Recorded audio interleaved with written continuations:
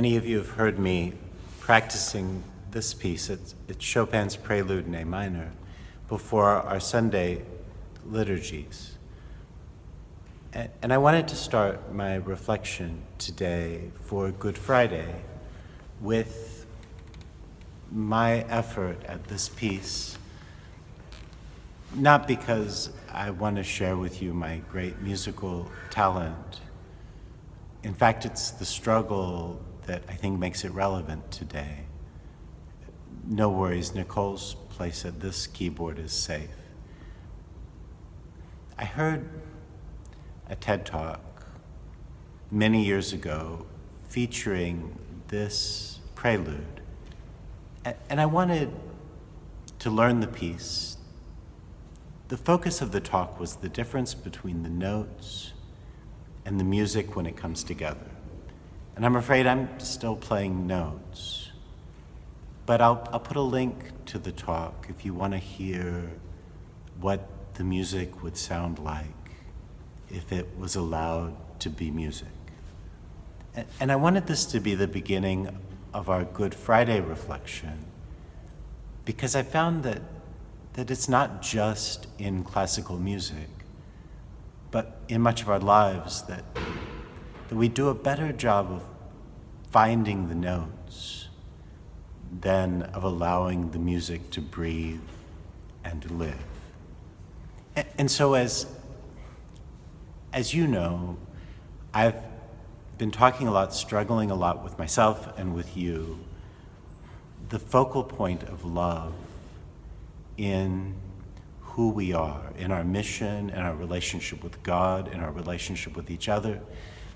And I know for myself, because it's been my whole life, and I know for you that those can be words, and we can talk about love and the love of God and how God is love and how we've been loved by God first and our love is a response. Like, these are all notes that we know. But there's something beautiful, elusive, but beautiful when the notes come together into something. And I've reflected on that a lot as I've sat and practiced this piece, and as I've tried to understand more deeply what this love, this mission, what my purpose, what our purpose is before God. And we talked Saturday, it's last week, for our Palm Sunday celebration.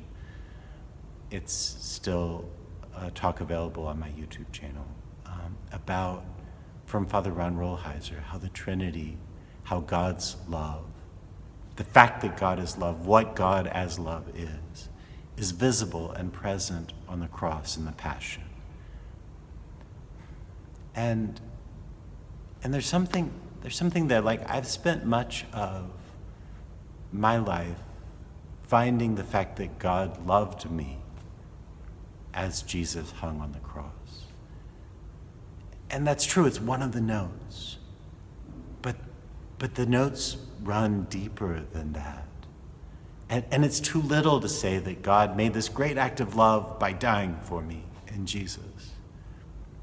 Because love is also the Father holding his Son on that cross. It's also the feeling of abandonment and loss and loneliness that Jesus felt on the cross, even when he was more deeply loved than he had ever been before.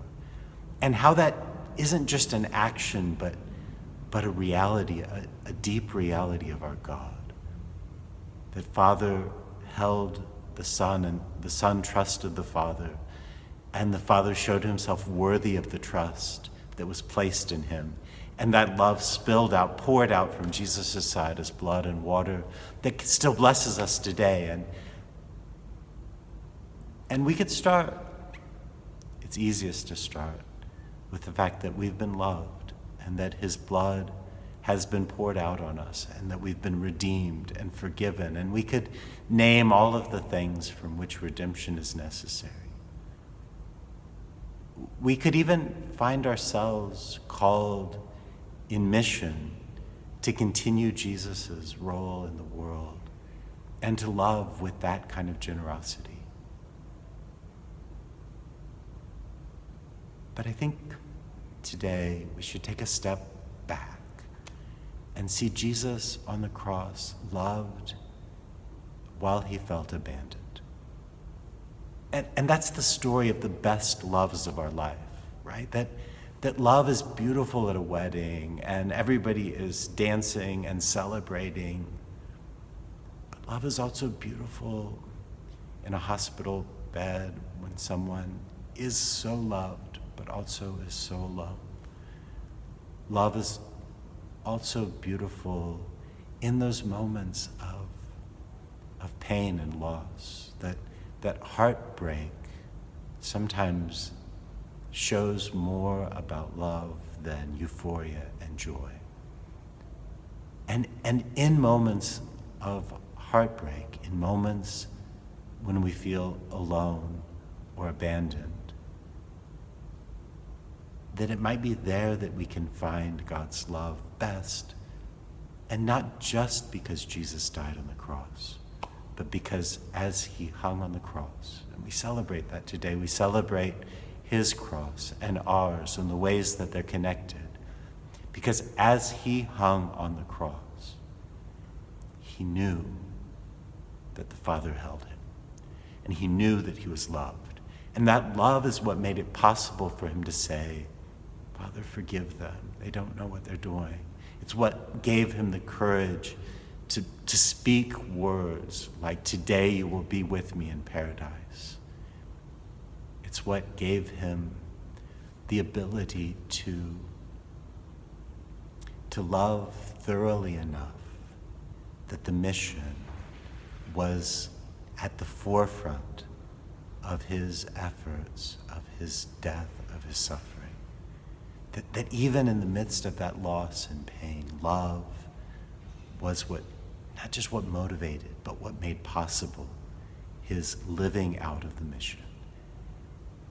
So for us, as we gather virtually, I know, but as we gather in these days, as we celebrate the Triduum, as we find ourselves having already celebrated the Last Supper, the institution of the Eucharist, as we dig into its meaning, hanging on the cross, as we prepare to keep vigil tomorrow night for the resurrection, with the fire burning not out in front of our church, but in our hearts. The fire burning, keeping watch for Jesus' resurrection. And we'll light our Paschal candle, and we'll keep it burning all year long as we celebrate each funeral and each baptism. But back to where we started, to allow these notes to come together, sometimes in harmony and sometimes with a certain longing that there's still something more that music does to us, but that faith can too. And if we're in a moment where the music isn't resolved, that it's okay, because we're being loved and being held. And to know, especially in the moments when we most need love, not when we most feel love, that the Father embraces us.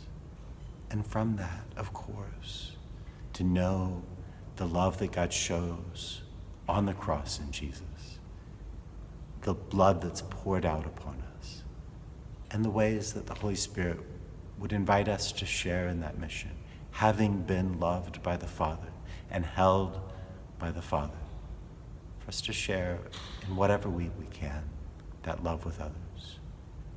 I know that except for 9 people that come and help do the readings and be baptized at our liturgies, most of you aren't able to come and celebrate Eucharist with us. It breaks my heart, as I'm sure it breaks yours.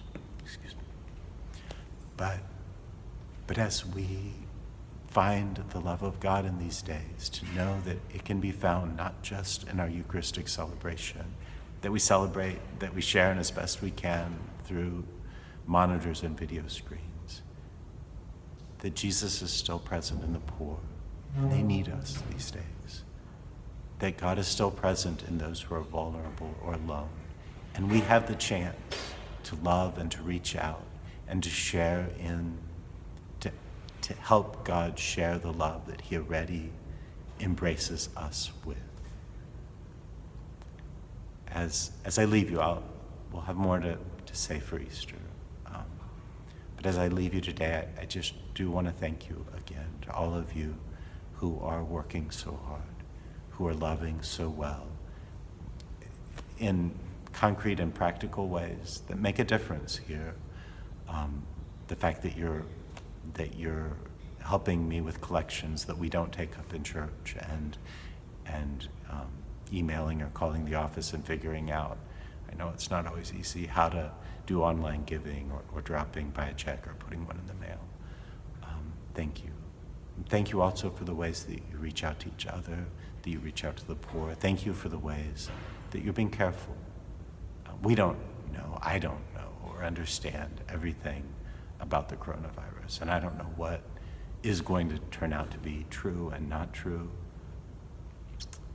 But it is true that our care for one another and that our love for one another is expressed in each of our choices and actions.